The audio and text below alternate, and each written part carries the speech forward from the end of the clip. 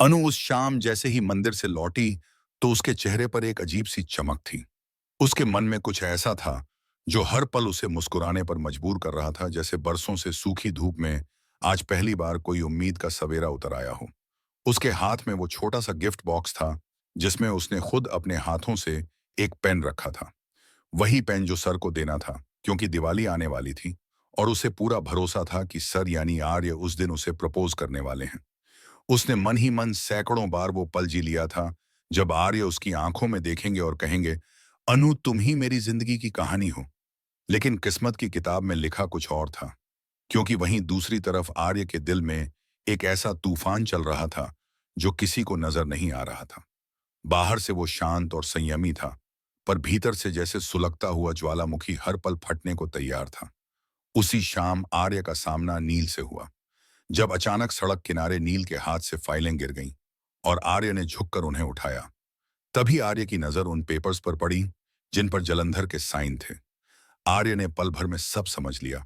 उसने नील की आंखों में देखा और मुस्कुराते हुए कहा, तुम्हें पता है नील, तुम्हारे पास अब एक मौका है अपनी किस्मत बदलने का।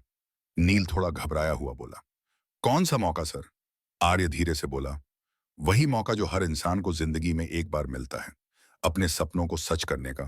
तुम अब्रॉड पढ़ाई करने जाना चाहते हो ना, मैं जानता हूं जलंधर ने तुमसे बहुत वादे किए, पर वो सिर्फ वादे हैं जो कभी पूरे नहीं होंगे। लेकिन मैं तुम्हारे सपनों को हकीकत बना सकता हूं, अगर तुम मेरा साथ दो। तो नील कुछ देर चुप रहा। उसके चेहरे पर उथल पुथल साफ झलक रही थी। एक तरफ जलंधर का डर और दूसरी तरफ आर्य का भरोसा। उसके दिल में युद्ध चल रहा था। पर जब आर्य ने कहा, मैं तुम्हारे अब्रॉड के सारे खर्चे उठाऊंगा, तो उसके चेहरे पर जैसे राहत की लहर दौड़ गई और उसने धीरे से सिर झुकाकर कहा, ठीक है सर, मैं आपका साथ दूंगा। उसी पल आर्य ने मुस्कुराते हुए उसके कंधे पर हाथ रखा और कहा, नील, ये फैसला तुम्हारी जिंदगी बदल देगा। लेकिन याद रखना, अब से तुम्हारे हर कदम पर बहुत नजरें होंगी, खासकर जलंधर की। और वाकई जलंधर पहले से ही कुछ शक करने लगा था, क्योंकि जब वो अनु के मोहल्ले में गया था तो आर्य ने उसे वहीं देख लिया था। उस पल से जलंधर को एहसास हो गया था कि खेल उसके हाथ से निकल रहा है। उसने ठान लिया था कि अब वो किसी को नहीं छोड़ेगा। अगले ही दिन नील ने जलंधर को कॉल किया। फोन उठाते ही जलंधर की कड़क आवाज गूंजी, कहाँ मर गया था तू नील?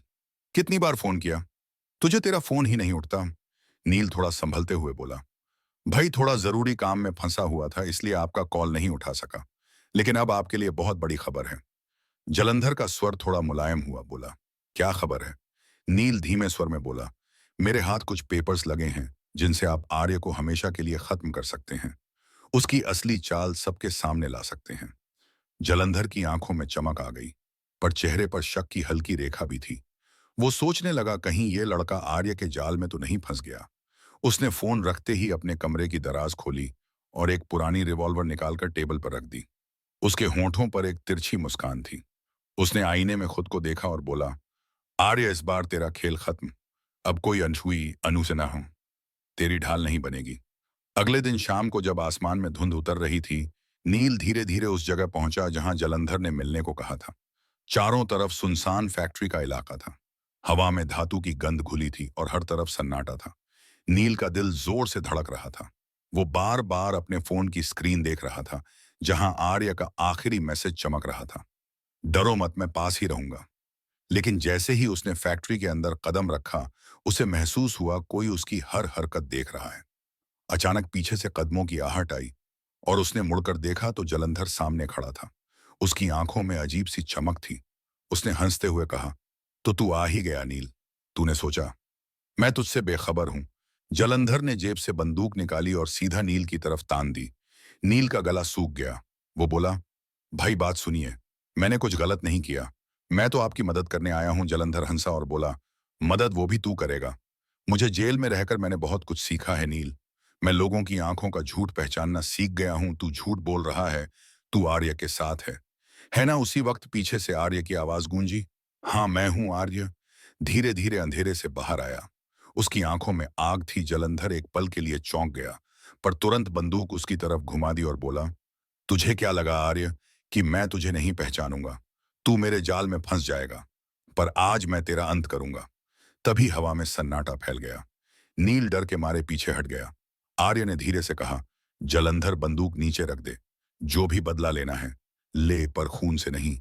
शब्दों से जलंधर चीखा। शब्दों से तो मैंने बहुत लड़ाइयां लड़ी। अब वक्त है खून की आग जलाने का। तभी दरवाजे की तरफ से किसी के दौड़ने की आवाज आई और वहां अनु आ गई। उसके चेहरे पर डर और पसीना दोनों थे। वो चिल्लाई, आर्य नहीं। अनु के आने से जैसे वक्त रुक गया। उसने बिना सोचे जलंधर के सामने कूदकर आर्य को ढक लिया। गोली चलने की आवाज गूंजी। हवा कांप उठी और सब कुछ धुंधला हो गया। बस आर्य की चीख गूंजी, अनु। नहीं, उसके हाथों में अनु गिर पड़ी। उसकी आंखें बंद थीं और उसके होंठों पर एक अधूरी मुस्कान थी। आर्य की आंखों में आंसू बह रहे थे। वो बार बार कह रहा था, अनु उठो, अनु प्लीज आंखें खोलो। जबकि जलंधर वहीं खड़ा था। उसके हाथ कांप रहे थे। उसकी आंखों में भी डर था। मानो उसे यकीन ही नहीं हो रहा था कि यह सब हो गया। उसने धीरे से बंदूक नीचे रखी और पीछे हटने लगा। तभी झेंडे वहां पहुंचा। उसकी आंखों के सामने यह दृश्य था और वो बस हैरानी से देखता रह गया। आर्य ने अनु को अपनी बाहों में उठाया और चिल्लाया, अगर अनु को कुछ हुआ तो मैं तुझे नहीं छोड़ूंगा। जलंधर बस खामोश था। उसके होंठ हिल रहे थे, पर आवाज नहीं निकल रही थी। हवा में बस धुआं और दर्द था। उस रात की चुप्पी में सब कुछ खत्म सा लग रहा था। लेकिन कहानी यहीं खत्म नहीं हुई, क्योंकि अनु की सांसें अभी बाकी थीं और उसके दिल में एक ऐसा राज दफन था जो इस खेल को पूरी तरह पलट देने वाला था। रात गहराती जा रही थी। हवा में ठंडक और सन्नाटा दोनों घुल चुके थे। फैक्ट्री के बाहर पुलिस की गाड़ियों की आवाजें धीरे धीरे पास आ रही थीं। आर्य अनु को अपनी बाहों में उठाकर बाहर भागा। उसकी आंखों से आंसू लगातार बह रहे थे और उसका मन जैसे किसी अनकहे डर से जकड़ा हुआ था। उसने चिल्लाकर कहा, किसी को डॉक्टर बुलाओ, प्लीज कोई डॉक्टर बुलाओ। तभी झंडे भागता हुआ आया। उसने आर्य के कंधे पर हाथ रखा और बोला, अस्पताल चलो, मैं बाइक निकालता हूं।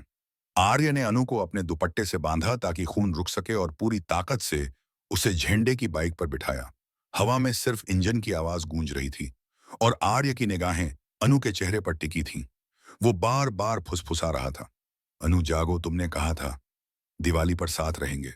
देखो अब कुछ नहीं होगा। लेकिन अनु की पलकें जैसे किसी गहरी नींद में खो गई थीं। अस्पताल पहुंचते ही डॉक्टर दौड़ पड़े। नर्सों ने स्ट्रेचर पर अनु को अंदर ले लिया। आर्य दरवाजे के बाहर ठिठक गया। उसका दिल जैसे रुक गया था। झंडे उसके पास आया और बोला, आर्य खुद को संभालो, अगर तुम टूट गए तो सब कुछ बिखर जाएगा। आर्य ने सिर झुकाकर कहा, झंडे, आज पहली बार मैं डर गया हूं। मुझे लग रहा है सब कुछ मुझसे छिन जाएगा। तभी ऑपरेशन थिएटर की लाल बत्ती जल उठी और दरवाजा बंद हो गया। आर्य बाहर दीवार से टिककर खड़ा रहा। उसकी आंखें दरवाजे पर जमी थीं। यादों के पर्दे पर वही पल घूमने लगे जब अनु पहली बार उसके ऑफिस में नहीं आई थी। उस दिन भी उसकी आंखों में वही सादगी थी, वही मुस्कान थी जिसने आर्य की जिंदगी को रंगों से भर दिया था। पर आज वही मुस्कान मौत और जिंदगी की लड़ाई में कैद थी। तभी झंडे का फोन बजा। उसने देखा नंबर अनजान था। उसने रिसीव किया। उधर से आवाज आई, झंडे जल्दी, जलंधर फरार हो गया है। आर्य ने जैसे ही यह सुना उसकी आंखों में गुस्से की ज्वाला भड़क उठी। उसने कहा, नहीं, इस बार वो बच नहीं सकता। तभी डॉक्टर बाहर आए। उनके माथे पर पसीना था। उन्होंने मास्क उतारा और बोला, मरीज की हालत नाजुक है, गोली बहुत करीब से लगी है, लेकिन हमने जान बचाने की पूरी कोशिश की है। आर्य ने कांपती आवाज में पूछा, डॉक्टर अनु ठीक हो जाएगी ना? डॉक्टर ने बस इतना कहा, दुआ कीजिए, अभी कुछ कहना मुश्किल है। आर्य धीरे से दीवार के सहारे नीचे बैठ गया। उसके हाथ कांप रहे थे। उसने खुद से कहा, अगर उसे कुछ हुआ तो मैं खुद को माफ नहीं करूंगा। झेंडे ने उसके कंधे पर हाथ रखा और बोला, आर्य, अब समय आ गया है जलंधर को खत्म करने का। आर्य ने उसकी तरफ देखा और कहा, नहीं, अभी नहीं, पहले अनु जागेगी, तभी मैं कुछ करूंगा। अगले दिन सुबह अस्पताल के कमरे में अनु बेहोश पड़ी थी। आर्य उसके पास बैठा उसकी हथेली थामे हुए था। सूरज की किरणें पर्दे से झर रही थीं और उनके बीच आर्य की आंखों में उम्मीद की एक हल्की चमक थी। तभी अनु की उंगलियां हिलीं। आर्य झुककर बोला, अनु, मैं यहां हूं। उसकी पलकें धीरे से खुली। वो फुसफुसाई, आर्य तुम ठीक हो ना? आर्य ने आंखों से आंसू पोंछे और कहा, मुझे भूल जाओ अनु, ये सब मेरी वजह से हुआ है। अनु ने हल्की मुस्कान दी और कहा, अगर तुम ना होते तो मैं जिंदा भी ना होती। आर्य ने उसका माथा चूमा और कहा, अब कुछ नहीं होगा, मैं सब ठीक कर दूंगा। तभी बाहर झंडे दौड़ता हुआ आया और बोला, आर्य, पुलिस को कुछ पता चला है? उन्होंने जलंधर की लोकेशन ट्रेस कर ली है। वो